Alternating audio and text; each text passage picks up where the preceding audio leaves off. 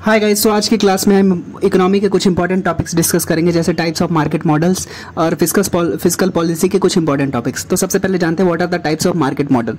तो market model वही होता है कि जैसे कंज्यूमर्स और सप्लायर्स आपस में किस तरीके से इंटरैक्ट करते हैं, उसके दो टाइप्स होते हैं। पहला है मार्केट प्लेस मॉडल है, दूसरा है इन्वेंट्री बेस्ड मॉडल है।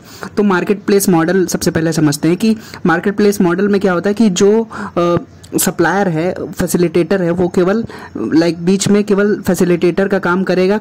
ई कॉमर्स कंपनी फॉर एग्जांपल अगर हम लेते हैं तो, और वो चीज़ों के सेल प्राइस पे कोई अफेक्ट नहीं डालेगा। Okay, so market place model में क्या होता है, it doesn't really affect the sale price of goods and services. जैसे कि IT platform like E commerce company का एग्जांपल हम लेते हैं तो वो केवल फैसिलिटेटर का काम करता है मार्केट प्लेस मॉडल को अगर हम देखा जाए। ओके, तो बायर्स और सेलर्स के बीच में वो केवल फैसिलिटेटर का काम करेगा मार्केट प्लेस मॉडल में। For example India mart, Amazon, तो ये सब खुद चीज़ें प्रोड्यूस नहीं कर सकते हैं। जैसे अमेजॉन का एग्जाम्पल लेते हैं कि अमेजॉन कहीं से मैन्युफैक्चरर से कहीं से बल्क में चीज़ें लाता है और फिर कंज्यूमर्स को बेचता है। ओके, वो डायरेक्टली या इनडायरेक्टली प्राइस को अफेक्ट नहीं कर सकता। Okay, sale price of goods को अफेक्ट नहीं कर सकता। ये है मार्केट प्लेस मॉडल। ओके, अभी दूसरा मॉडल ये है inventory based model. Inventory based model में क्या होता है कि जो प्लेटफॉर्म्स रहते हैं, ई कॉमर्स प्लेटफॉर्म, वो उनके पास चीज़ों की इन्वेंट्री पहले से रहती है, वो या फिर चीज़ें खुद प्रोड्यूस करते हैं। Okay, so they have the inventory of goods and services. For example e-commerce company owns the goods and services and sells to the consumers directly, मतलब कंज्यूमर्स को डायरेक्टली बेच रहा है। मार्केट प्लेस मॉडल में क्या हो रहा था कि जो ई कॉमर्स कंपनी थी वो केवल फैसिलिटेटर का काम कर रही थी। ओके, बायर्स को दे रही थी चीज़ें और प्राइस को अफेक्ट नहीं कर रही थी। लेकिन इन्वेंट्री बेस्ड मॉडल में क्या होता है कि जो e commerce company it owns and sells to the consumers directly, इसी वजह से वो प्राइस को कंट्रोल कर पाएगा, प्राइस को अफेक्ट कर पाएगा, चीज़ों की सेल प्राइस ऑफ गुड्स को। ओके, सो ये हो गया inventory based model. For example E commerce company Alibaba, जैसे चाइना की अलीबाबा कंपनी है, तो इसमें ये गुड्स के प्राइजेस को अफेक्ट भी कर सकती है जो कंज्यूमर्स जिस दाम पे खरीदेंगे, क्योंकि इनकी खुद की प्रोडक्शन है, तो ये अफेक्ट कर सकते हैं। आईटी प्लेटफॉर्म जो है अलीबाबा, ये खुद की प्रोडक्शन है, तो चीज़ों के दाम को वो अपने हिसाब से तोड़ मरोड़ सकते हैं। ओके, बहुत हद तक कंट्रोल कर सकते हैं। तो ये इन्वेंट्री बेस्ड मॉडल है। नेक्स्ट हम पढ़ेंगे साइक्लिकल फिस्कल पॉलिसी। तो फिस्कल पॉलिसी के बारे में जैसे हम जानते हैं कि मॉनेटरी पॉलिसी कंट्रोल किया जाता है आरबीआई के द्वारा हमारे देश में, और फिस्कल पॉलिसी कंट्रोल करता है government of India. Fiscal policy change करेगा गवर्नमेंट ऑफ इंडिया। ओके, तो फिस्कल पॉलिसी में बेसिकली टैक्स और एक्सपेंडिचर पॉलिसी ऑफ गवर्नमेंट रहता है। तो अभी जानते हैं कि प्रो साइक्लिकल फिस्कल पॉलिसी क्या होता है। तो प्रो साइक्लिकल फिस्कल पॉलिसी यही होता है कि आप हमारे देश में अगर प्रोडक्शन अच्छा हो रहा है, डिमांड अच्छी हो रही है, तो उस टाइम पे देश की फिस्कल पॉलिसी एक्सपेंशनरी हो जाए।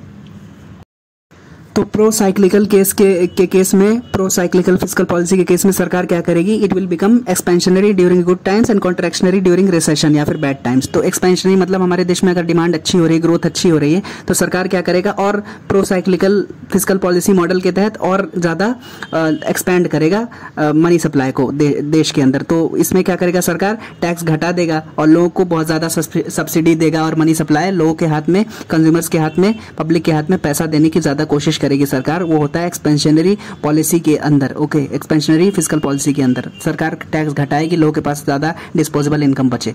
और बैड टाइम्स, जब रिसेशन का टाइम रहेगा, जब डिमांड नहीं रहेगी, तो सरकार टैक्स और बढ़ा दे और लोगों के हाथ में कम पैसा जाने दे। ओके, तो ये कॉन्ट्रैक्शनरी ड्यूरिंग रिसेशन, तो ये प्रो साइक्लिकल फिस्कल पॉलिसी होता है। It will be good during expansionary times and contractionary during recession. Okay, next हम डिस्कस करेंगे काउंटर साइक्लिकल फिस्कल पॉलिसी। तो counter cyclical fiscal policy opposite है प्रो साइक्लिकल का।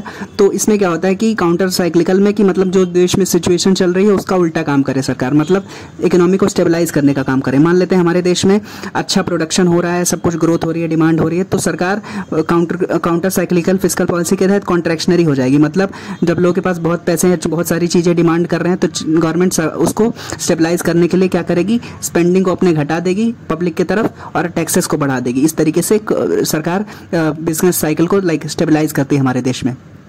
और साथ ही साथ एक्सपेंशनरी ड्यूरिंग बैड टाइम्स, मतलब हमारे देश में अगर डिमांड नहीं है, रिसेशन का टाइम चल रहा है, डिप्रेशन का टाइम चल रहा है, तो सरकार क्या करते, लोगों की स्पेंडिंग और बढ़ाने के लिए मदद करे, टैक्सेस घटा दे लोगों के हाथ में और पैसा डालने की कोशिश करे सब्सिडी वगैरह के थ्रू या फिर और अलाउंस देने के थ्रू, अनएम्प्लॉयमेंट अलाउंस के थ्रू एक्सपेंशनरी हो जाए बैड टाइम्स में। ओके, तो ये काउंटर साइक्लिकल फिस्कल पॉलिसी है कि इट विल बी स्टेबलाइज करता है। बेसिकली काउंटर साइक्लिकल बेसिकली अच्छा रहता है फिस्कल पॉलिसी, क्योंकि अगर देश में बहुत ज़्यादा स्पेंडिंग हो रही है, बहुत ज़्यादा चीज़ों की डिमांड हो रही है, महंगाई बढ़ रही है, ग्रोथ बहुत तेज़ी से हो रहा है, लोगों के पास बहुत ज़्यादा चीज़ें डिमांड कर रहे हैं, सप्लाई लिमिटेड है, तो सरकार क्या करेगी, सप्लाई लिमिटेड है तो उसको कट करने के लिए सरकार स्पेंडिंग हटा देगी अपनी पब्लिक के थ्रू, पब्लिक की तरफ, और टैक्सेस बढ़ा देगी, कॉन्ट्रैक्शनरी हो जाती है और बुरे टाइम्स में, रिसेशन के टाइम में सरकार लोगों के हाथ में ज़्यादा पैसे देने की कोशिश करती है। ओके, तो एक्सपेंशनरी हो जाए, तो ये एक अच्छी बात है ना।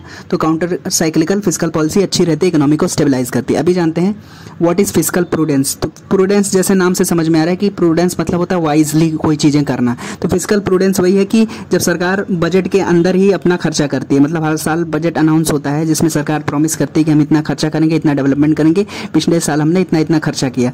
तो spending within the budget is called as fiscal prudence. इसमें क्या होता है, सरकार अपने एफआरबीएम टारगेट्स को मीट करने की कोशिश करती है। Fiscal responsibility and budget management act में जो टारगेट्स थे उसको अचीव करने की कोशिश करती है। साथ ही साथ अपना डेट टू जीडीपी रेशियो घटाती है। ओके, तो सरकार अपने कर्जे को घटाती है और ज़्यादा से ज़्यादा रेवेन्यू जनरेट करने की कोशिश करती है। तो ये फिस्कल प्रूडेंस होता है। साथ ही साथ अभी जान लेते हैं फिस्कल डेफिसिट क्या होता है। फिस्कल डेफिसिट यही फिस्कल प्रूडेंस का उल्टा है। तो फिस्कल डेफिसिट में सरकार घाटे में चली जाती है, मतलब एक तरीके से सरकार बोरो करती है मार्केट से। ओके, तो spending more than what is earned by the government to meet the development objectives. तो अपने डेवलपमेंट ऑब्जेक्टिव्स को मीट करने के लिए सरकार कई बार अपने बजट में जितने पैसे अलॉट हुए उससे ज़्यादा पैसा मार्केट से उठा लेती है। तो फिस्कल डेफिसिट सरकार बोरो करती है और डेफिसिट में चली जाती है, कर्जे में एक तरीके से चल जाती है। अपने रेवेन्यू एक्सपेंडिचर को, मतलब जो डे टू डे एक्सपेंडिचर है, डेवलपमेंट ऑब्जेक्टिव्स हैं, उसको मीट करने के लिए फिस्कल डेफिसिट में चली जाती है सरकार। ओके, तो ये ज़्यादा से ज़्यादा गवर्नमेंट्स को कोशिश करनी चाहिए और कहा भी जाता है कि फिस्कल डेफिसिट को सरकार अपने घटाए, डेट टू जीडीपी रेशियो को घटाए और ज़्यादा से ज़्यादा रेवेन्यू जनरेट करने की कोशिश करे और स्पेंडिंग को घटाए। लेकिन अगर सरकार डेवलपिंग इकोनॉमी जैसे इंडिया में सरकार बहुत ज़्यादा फिस्कल प्रूडेंस के मतलब ऑब्जेक्टिव को मीट करना चाहे कि मतलब हम फिस्कल प्रूडेंस करेंगे, बजट के अंदर स्पेंड करेंगे हमेशा हमेशा और अपने डेट को कंट्रोल करेंगे, तो ये भी अच्छा नहीं है देश के ग्रोथ के लिए। ओके, तो सरकार को हमेशा एक बैलेंस बना के रखना होता है अपने फिजिकल डेफिसिट को, मतलब इतना डेफिसिट ना हो जाए, इतना बोरो ना कर ले कि अपने उसको चुका ना पाए और इतना भी प्रूडेंस ना रखे कि बजट के अंदर स्पेंड करे कि देश में डेवलपमेंट ही ना हो। तो देश को, सरकार को हमेशा एक बैलेंस बना के चलना चाहिए और सरकार करती भी है। लास्ट में हम आएंगे एफआरबीएम रिलैक्सेशन में। तो एफआरबीएम एक्ट आया था 2003 में, जिसमें कहा गया था कि हम 2008 तक अपने रेवेन्यू एक्सपेंडिचर को, लाइक रेवेन्यू डेफिसिट को जीरो करेंगे और साथ ही साथ जो फिस्कल डेफिसिट है उसको 3% करेंगे। लेकिन ये साल दर साल चेंज होता रहता है एफआरबीएम रिलैक्सेशन, मतलब एफआरबीएम का जो ऑब्जेक्टिव है fiscal responsibility budget and management में, अपना फिस्कल डेफिसिट का ऑब्जेक्टिव हर साल चेंज होता रहता है। ओके, तो हमारे देश में इस साल का 2025 का टारगेट है 4.4% करना है फिस्कल डेफिसिट। ओके, उससे ज़्यादा डेफिसिट नहीं होना चाहिए। तो ये चेंज होता रहता है। लेकिन एफआरबीएम के कुछ रिलैक्सेशन है, मतलब कब आप ये जो है ना बताए जाते हैं कि इतना डेफिसिट रखो, इससे ज़्यादा डेफिसिट मत रखो, तो इसमें कुछ रिलैक्सेशन है इमरजेंसी सिचुएशन में। ओके, तो इमरजेंसी सिचुएशन कब कब आती है?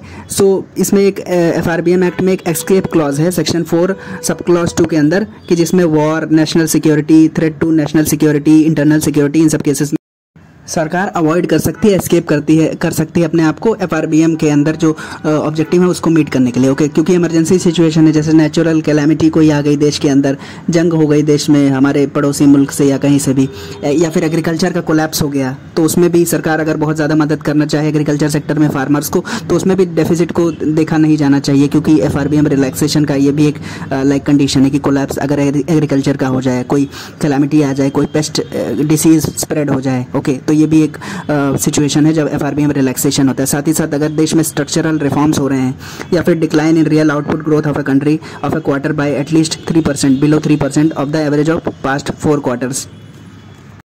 मतलब अगर जीडीपी ग्रोथ किसी क्वार्टर का, किसी 3 महीने का, पिछले 3 महीने का, अगर उसके पिछले 4 जो क्वार्टर रहे हैं उससे भी उसके एवरेज से 3% और कम रहे, तब भी वो एफआरबीएम रिलैक्सेशन के अंदर आ जाता है। Okay, so these were the few things in today's class. आज हमने पढ़ा बहुत इंपॉर्टेंट चीज़, मार्केट मॉडल्स जो होते हैं, फिस्कल पॉलिसी के कुछ important topics. Okay, so these were the few things. If you have any suggestions you can ask me. Thank you so much for watching. Bye bye.